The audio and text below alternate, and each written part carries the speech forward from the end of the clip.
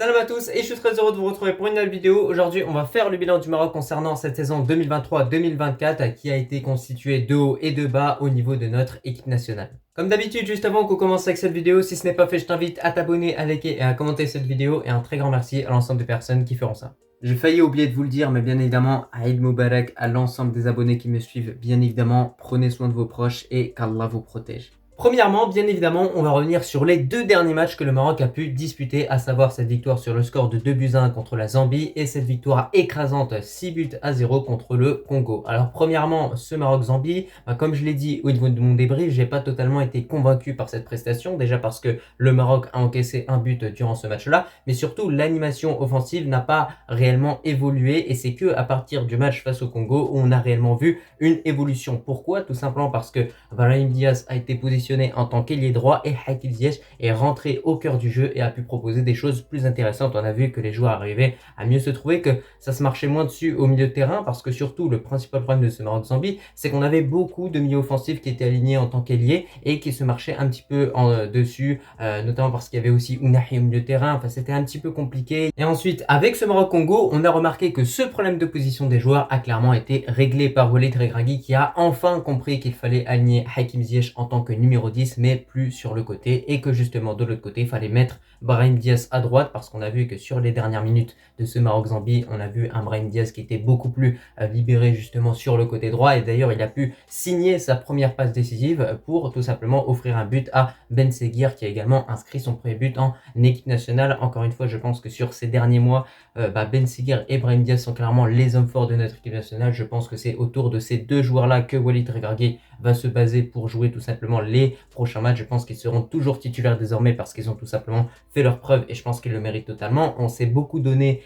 pour vraiment obtenir ces joueurs-là. La fédération a effectué un gros travail. Aujourd'hui, ça fait plaisir qu'on arrive, ça fait plaisir de voir qu'on arrive à retirer de la valeur ajoutée de tout ce travail-là parce qu'aujourd'hui, on voit que les meilleurs joueurs justement sont Ben Seguir et Brahim Diaz. Bien évidemment, concernant les derniers matchs de notre équipe nationale, je pense qu'on est obligé de citer le nom d'un joueur qui a vraiment été énorme ces derniers temps, c'est tout simplement Ayoub El Kabi. Que ce soit du côté de son club de l'Olympiakos ou de notre équipe nationale, il a su prouver qu'il était capable de marquer un triplé face à cette équipe du Congo. Donc je pense qu'aujourd'hui, Walid Regragui a vu de ses propres yeux quel buteur il fallait clairement mettre en tant que titulaire. El Nisri n'a pas marqué sur ce dernier rassemblement, il a seulement obtenu un penalty, mais derrière de l'autre côté, Rahimi a marqué et de l'autre côté, El Kabi a tout simplement planté 3 buts. Donc là, je pense que déjà, le débat du buteur, il est clos. On a enfin trouvé le buteur qu'il nous faut. Maintenant, on espère qu'on va pouvoir optimiser son utilisation, essayer de réussir à le trouver. Parce qu'en réalité, c'est quoi le problème avec Enisri? C'est simplement que ce joueur-là, on n'arrive pas à jouer avec lui, tout simplement parce que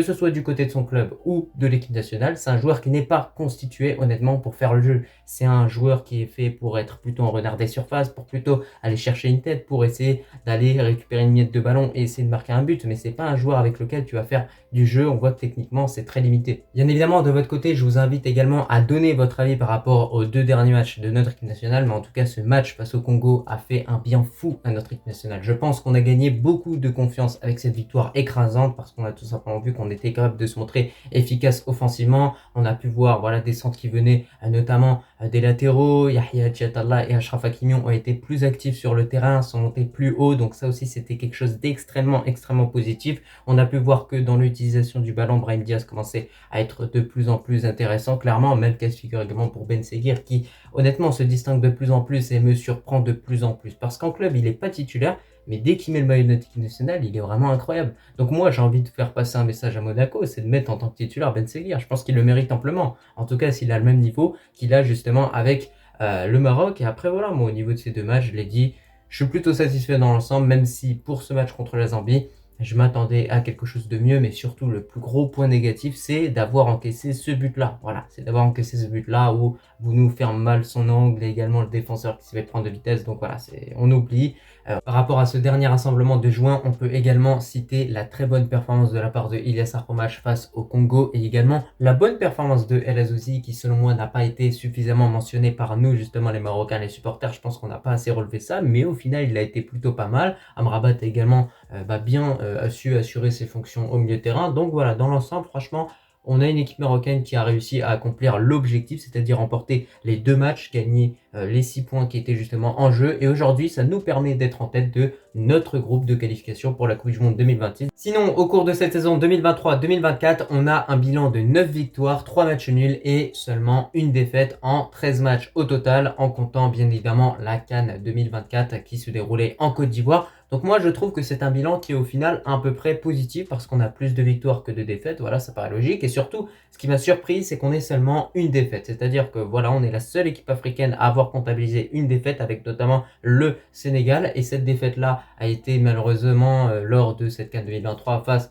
à l'Afrique du Sud, match totalement raté de notre Lion d'Atlas. On va pas revenir sur tout ça, mais en tout cas voilà, c'était pour faire un petit bilan statistique en tout cas de notre équipe nationale sur cette saison-là. On continue avec mes tops et mes flops pour cette saison 2023-2024 en équipe nationale, c'est-à-dire que je ne prends pas en compte les performances des joueurs en club et j'ai sélectionné 4 tops au total: Ben Seguir, Brahim Diaz, El Kaabi et Aguerd. Alors selon moi, ce sont vraiment les 4 joueurs qui ressortent le plus du lot. Alors tout d'abord, petite parenthèse par rapport à Ben Seguir, j'ai vraiment adoré sa performance contre le Congo qui a encore une fois vraiment confirmé et justifié justement ces excellentes performances qui ont pu être sorties depuis qu'il a vraiment vêti le maillot de notre équipe nationale. Dès ce match face à l'Angola, on a vu que ce joueur vraiment se distinguait sur le terrain. Et ce qui est vraiment assez remarquable, c'est qu'il est le plus jeune joueur de notre équipe nationale, mais aujourd'hui, il est le meilleur joueur également de notre équipe nationale. Je pense qu'on doit vraiment dire les choses de façon honnête. Et aujourd'hui, au vu notamment de ses statistiques, au vu de ce qu'il apporte vraiment sur le terrain, je pense que c'est le meilleur joueur de notre équipe. Il faut le dire, c'est le meilleur. Voilà, il t'a marqué un but, il t'a amené des passes décisives, il a vraiment été influent offensivement sur l'ensemble des actions que tu as. Donc pour moi, clairement, c'est lui le meilleur pour l'instant en tout cas. De l'autre côté, tu as tout simplement Brahim Diaz, lui aussi a effectué de bons débuts. Bon, on a pu voir que c'était compliqué contre la Mauritanie et l'Angola parce que voilà, il a fallu qu'il s'adapte un petit peu au jeu africain. Il n'a pas pu vraiment être décisif sur ces matchs-là. Mais ensuite, il a signé sa première passe décisive contre la Zambie et on a vu à partir de ce moment-là que ça commençait à se débloquer. On a pu que justement sur le côté droit, ce joueur-là pouvait avoir un apport offensif plus intéressant justement qu'à ce poste de numéro 10. Et derrière, il a encore signé une passe décisive contre contre le Congo. Donc voilà, bon bilan pour Brahim Diaz également qui compte 2 passes décisives en équipe nationale. Donc voilà, on espère que ces statistiques vont continuer à s'enrichir tout simplement pour sa confiance. Mais surtout, on espère qu'il marquera bien évidemment son premier but en équipe nationale comme Ben Seguir. Alors de l'autre côté, concernant El Kaabi, que ce soit en club ou en équipe nationale, il a juste été exceptionnel. Sur le dernier match, il vient te claquer 3 buts. Contre le Libéria un peu plus tôt dans l'année, il avait également marqué un doublé. C'est l'attaquant qui marque le plus en équipe nationale au cours de cette saison-là. Donc pour moi, c'est pour cette raison principalement qu'on doit le mettre titulaire. Ça c'est clair et net, c'est non négociable. Et enfin, on va avoir tout simplement Aguerd. Bon, sur le dernier rassemblement, il n'a pas été stratosphérique. Mais je trouve que dans l'ensemble, quand on fait le bilan, quand on regarde même cette Coupe d'Afrique en Côte d'Ivoire, j'ai vu vraiment un défenseur qui est costaud. Même en club, il est bon aussi. Donc voilà, Aguerd, il faut vraiment qu'il continue sur cette lancée. Pour moi, c'est vraiment lui maintenant le patron de notre défense. Et voilà, on sait que Saïs va probablement prendre sa retraite internationale. Donc Aguerd va vraiment devenir le patron de cette défense et va devoir assumer vraiment de plein pied justement toutes ses responsabilités. Donc voilà, on espère voir un Aguerd qui continuera d'être à ce niveau qui est vraiment intéressant. On voit un défenseur qui est rapide, qui est bon en relance, qui voilà, est vraiment complet dans l'ensemble, donc ça fait plaisir. On passe maintenant au flop et j'en ai sélectionné 4 au total: Saïs, En-Nesyri, Mazraoui et Amallah. Alors concernant Amallah, Mazraoui et Romain Saïs, déjà ce sont les principaux fautifs sur le but qu'on a encaissé contre l'Afrique du Sud. Donc déjà, rien qu'au vu de cela, je pense que déjà ces joueurs-là c'est des flops. Même en termes de performance, ils n'ont pas su être constants dans leur performance. On a pu voir des bonnes prestations de temps en temps, mais c'était vraiment pas régulier. Mazraoui, honnêtement, on a vu qu'à gauche, en défense, ça va pas du tout. Du côté du Bayern, pourtant, il arrive à s'en sortir plutôt bien. Mais contre l'Afrique du Sud, c'était catastrophique. C'était catastrophique. Et d'ailleurs, ce choix-là, de la part de Walid Regragui, on l'a pas compris.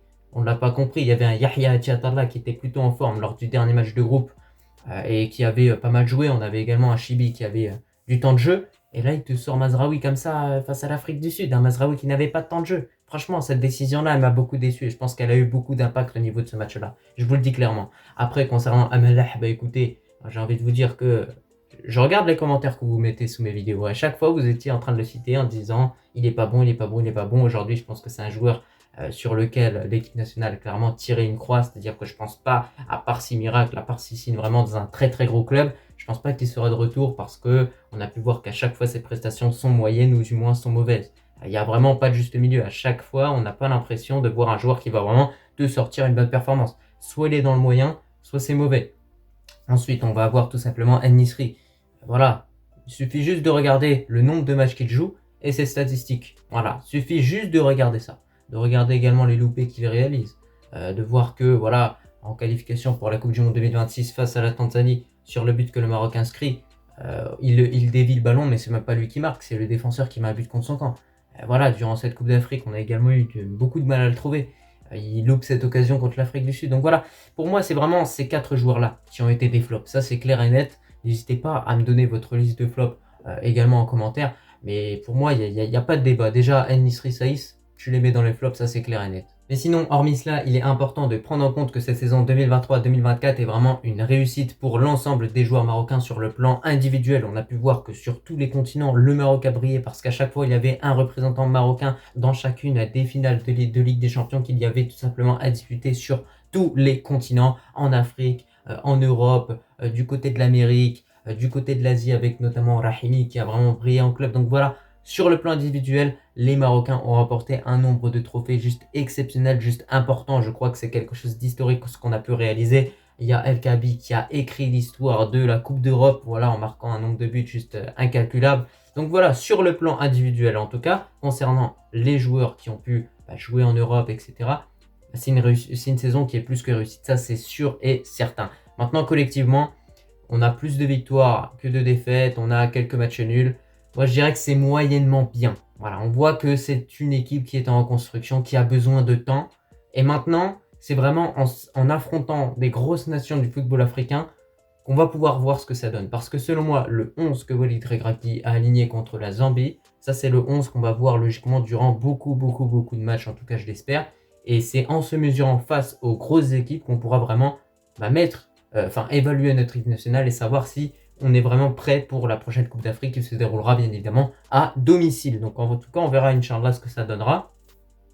Mais voilà, encore une fois, au niveau de ce bilan, si on regarde que les résultats, ça reste quand même positif. Pour finir avec ce bilan du Maroc, on va parler bien évidemment de Walid Regragui, un coach qui a vécu vraiment des hauts et des bas. Ça a été très compliqué pendant beaucoup de périodes. On a pu voir un Walid Regragui très nerveux, un Walid Regragui qui était agacé notamment par le comportement de certains joueurs. Ça n'a pas été évident pour lui réellement de gérer son groupe parce qu'on sait que dans notre équipe nationale, il y a vraiment des forts caractères, comme tout simplement Hakim Ziyech. En-Nesyri aussi, on le voit pas souvent, on n'a pas l'impression qu'il a du caractère, mais en réalité, quand il sort d'un match, il est extrêmement fâché. Donc voilà, il a dû un petit peu gérer tout ça. Mais aujourd'hui, le bilan qu'il nous pond, il n'est pas totalement mauvais. Mais on attend. Voilà, on préfère attendre pour l'instant. Il y a un réel projet qui a été mis en place par la fédération, un projet qui vise à ramener des joueurs comme Brahim Diaz, comme Ben Seguir. Maintenant, on a une prochaine Coupe d'Afrique qui va arriver. On a des prochains matchs importants qui vont arriver. Et je pense que c'est à partir de cela qu'il faut réellement se baser pour réellement évaluer ce qu'on a pu proposer. Dans le jeu, on a pu voir que c'était vraiment compliqué durant cette saison-là, que ça n'a pas beaucoup évolué. Mais voilà, sur ce dernier rassemblement, on a vu peut-être que ça commence un petit peu. Voilà, il y a des automatismes qui se forment petit à petit. Et donc peut-être qu'on doit être justement nous patients en tant que supporters. Mais en tout cas, voilà, peu importe le coach qui sera à la tête de notre équipe nationale, ce qu'on doit faire nous en tant que supporters, notre rôle en réalité, c'est soutenir ce coach-là. C'est le soutenir, peu importe ce qu'il nous propose. Peu importe ce qu'il nous propose, on peut remettre en question ses choix en étant dans le respect, mais on doit toujours le soutenir. Pour moi, ça c'est quelque chose qui est essentiel pour tout coach. Si un coach il ressent vraiment le soutien de ses supporters, croyez-moi que derrière, il pourra vraiment vous sortir les meilleurs résultats.